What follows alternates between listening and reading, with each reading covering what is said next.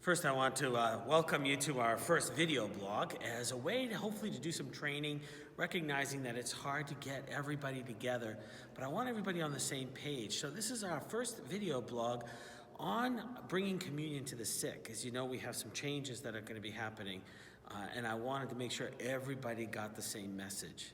So first, I want to thank you. Thank you for all that you do, actually, to bring communion to the sick.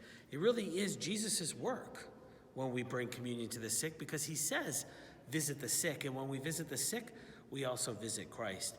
And then we also meet Christ in the sick. So very important ministry. And my goal with all of these changes that are coming up in terms of receiving communion is really to expand the program. But before I do that, I want to make sure that we're all on the same page. So thanks again for the work that you do, especially for those who can't come to Mass. And so you'll notice, if you've read the bulletin, that there are a few changes. And one of the first important changes is that we are going to try to stop the receiving of communion from a pyx in the communion line. I know that everybody's used to doing that, of taking a pyx and walking up in communion and then saying maybe one or two hosts that you need, and then the priest puts it in there. And so around the diocese, we're being asked to stop that anyway.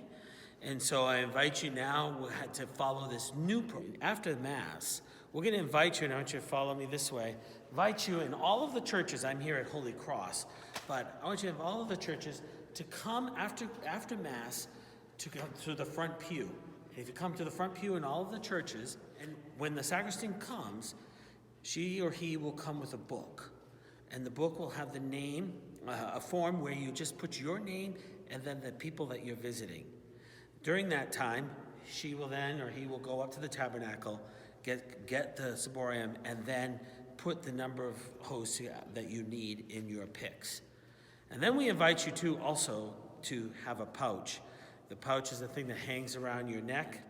Use this around the neck because what we don't really want is putting communion in your pocket with your change or with all the other stuff that you have in your pocket.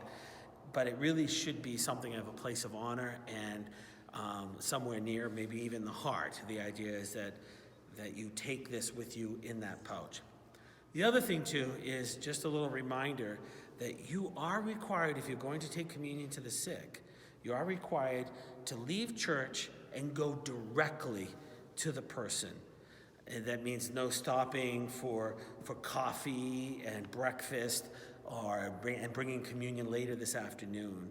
You have to actually bring it that very moment.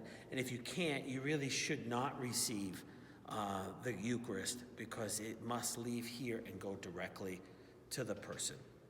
So these are the changes. Next video, I'll have a few other things but for this one now, just to know that starting after Ash Wednesday, so the first Sunday of Lent, we are now receiving communion for those who are homebound and the shut-ins, not in the communion line, but after Mass, and then also, too, doing a logbook that has the name, your name, and the people you are visiting.